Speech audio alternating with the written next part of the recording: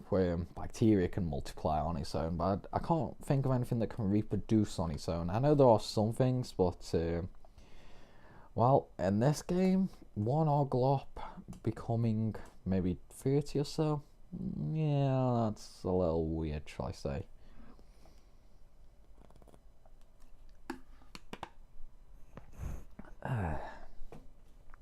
So let's get this play out the way, shall we? Move on to the move off the fake story onto the real story of the game. I mean, that will take a little time before things actually I suppose before things actually start getting good, start getting into it, that sort of thing. But on disc one we'll see a bit of story. We won't see anything really too dark though, but disc one, I think, basically it introduces the bad guy. I'm not gonna say who or anything, because even though it's a 12-year-old game, I know there are still people who haven't played it, like James, aka Withered Waste, aka Primal Alki. If you've seen any of my older videos, you probably know who he is, because he's been in a few of them, so but he never actually played the game until I'm gonna say 6 months ago, and I know he never actually finished the game either, so there is that. I mean, that's the thing with RPGs now. Basically, if you played newer RPGs as opposed to older RPGs, like say you start on newer RPGs and you're like, that's really good, then you hear about all these good old RPGs, you're probably gonna have a bit of a bad time, excuse me. Like the new RPGs, they're all straightforward. Oh, I've got the hiccups. Oh, bloody hell. But yeah, where was I?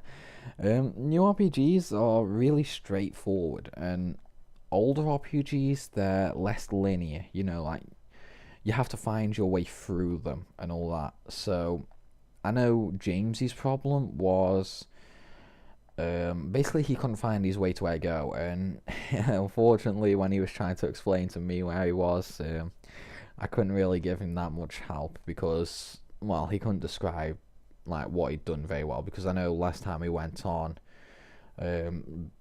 basically he when he was playing it, he stopped playing after a while. I think he got to disc 2 or disc 3 or something like that, and then he stopped playing for absolutely ages, and then I convinced him to go back on it, and I'll help him get through the area where he's stuck and that.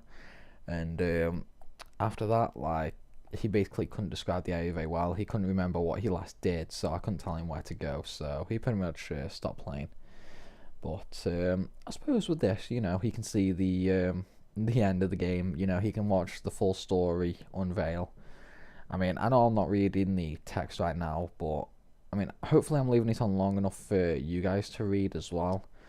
But it's only going to be for the start of the game. The boring, mundane text that, it plays no part in the story at all. Whereas, as later on, when we get to more of the actual storyline, then obviously, I'll read it out, I'll let it play out, so that people who haven't actually played the game can still experience the die-hard story of Final Fantasy.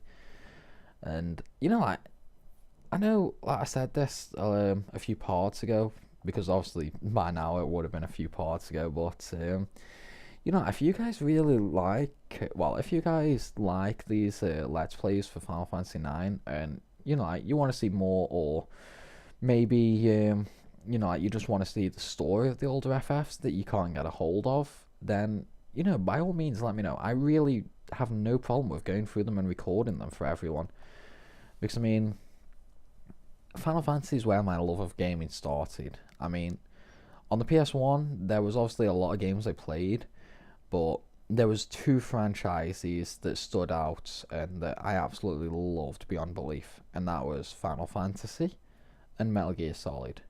Even to this day, my 2 favourite franchises, I mean, obviously, I've played a lot more RPGs since then, and obviously, there's also, well, COD, there is that. But at the same time, like, obviously, they're completely different game styles, different game types, should I say. I mean, COD is more of a, when I just want to play with some friends, like I want to have a laugh, have some fun, kick some ass, that sort of stuff. Whereas RPGs are more for when, like, I don't really want to talk to anyone, really, I suppose. I mean, obviously, RPGs. Oh, no, okay, let's change that around a bit. COD is for when I want to play with friends, have a laugh, that sort of thing. Whereas RPGs are for when I want to really get involved in a game, that sort of thing. Because obviously the story in RPGs is, well, that's just it. RPGs are pure story. Whereas you've got things like COD, which, well, the campaign on CODs are always like 6 hours long. I mean, Black Ops 2 was phenomenally short. I think I did that in like 3 hours, which is absolutely shocking if you ask me. I mean, like, why create a campaign that small? Whereas at the same time, for COD, you can't really create a campaign that much longer, Where, I mean, that's one thing I enjoy the most about games, and that's the story. That's why I typically love RPGs. I play RPGs a lot more than, well, I'm not going to say a lot more, because when you actually get down to, like, time spent on each individual game, then yeah, first person shooters and things like that are probably what I spend the most of my time on.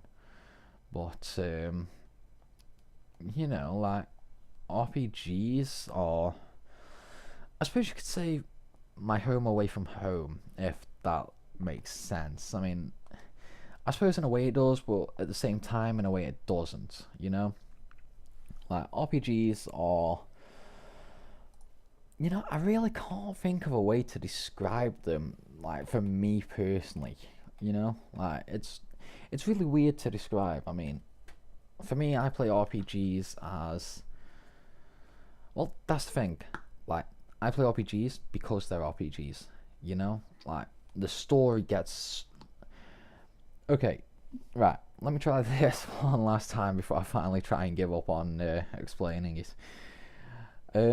Stories from other games like first person shooters, they don't really involve you, they don't get, like, really involving, they don't get really good or anything like that. Whereas RPGs, anything and everything can and more than likely will happen in them, more so in the older RPGs than the newer ones.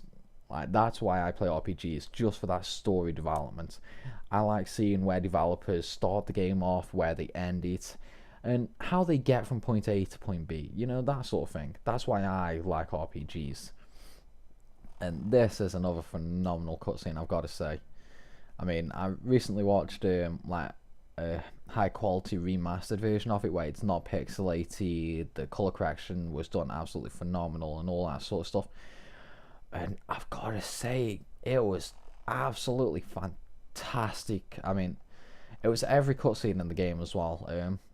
Like, if I can find it again, I'll put it in the description, but please do not hold me to that. I mean, if you search Final Fantasy 9 cutscene remastered, then you will more than likely find it. It was a 35-minute video, and the guy who made it, all I can say is he put a lot of time and effort into that. So I've got to say, like, kudos to you. You put a lot of time and effort into that, and unfortunately, it didn't really pay off on him. From what I saw the video, I think it was uploaded like a year or so ago, and it's only on about 1,000 views, which is quite a shame because it was really well done, to be honest. I checked a couple of the cutscenes out, and they really were phenomenal.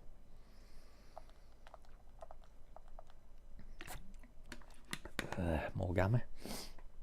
And sadly, my throat's on its way to going now.